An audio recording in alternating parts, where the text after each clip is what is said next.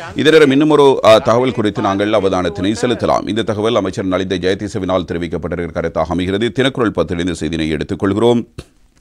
அதாவது அமெரிக்காவுடன் இடம்பெறுகின்ற வர்த்தக பேச்சுவார்த்தை குறித்து அமைச்சர் நலிந்த ஜெயதிச இவ்வாறு கருத்து தெரிவித்திருக்கிறார். அமெரிக்காவுடன் பேச்சு தொடர்கிறது. அமைச்சர் நலிந்த ஜெயதிச என்பதாக கட்டமிடப்பட்ட செய்தியாக தினக்குரல் பத்திரிகை இந்த தகவலை கொண்டு வருகிறது. அமெரிக்காவினால் விதிக்கப்பட்டுள்ள புதிய வரிகள் தொடர்பில் இலங்கை அரசாங்கத்தின் பிரதிநிதிகள் அமெரிக்க அதிகாரிகளுடன் நடத்தும் பேச்சுவார்த்தை தொடர்ந்து வருகிறது என்பதுவே அவரால் தெரிவிக்கப்பட்டிருக்கிற முக்கியமான கருத்தாக அமைந்திருக்கிறது.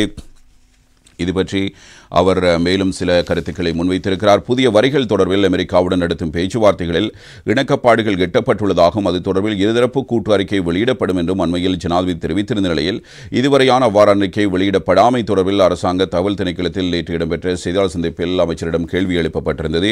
இதற்கான பதிலை அமைச்சர் வழங்கியிருக்கிறார். அவர் கூறியிருக்கிறார், கூட்டு அறிக்கையை வெளியிடும் காலப்பகுதி தொடர்பில் இப்போது கூற முடியாது. இணக்கப்பாடுகள் ஏற்படுத்திக் கொள்ளப்பட்ட பின்னர் அது தொடர்பில் கூறப்படும். ஆனால் இன்னும் அந்த பேச்சுவார்த்தைகள் நிறைவடையவில்லை. இடையில் இணக்கப்பாடுகள் ஏற்படுத்திக் கொள்ள முடியாது. பேச்சுவார்த்தைகள் முடிவடைந்த பின்னர் அந்த குழுவினர் அது பற்றி அறிவிப்பாளர்கள் என்பதாக அமைச்சர் நலிந்த ஜெயதிச இது தொடர்பாக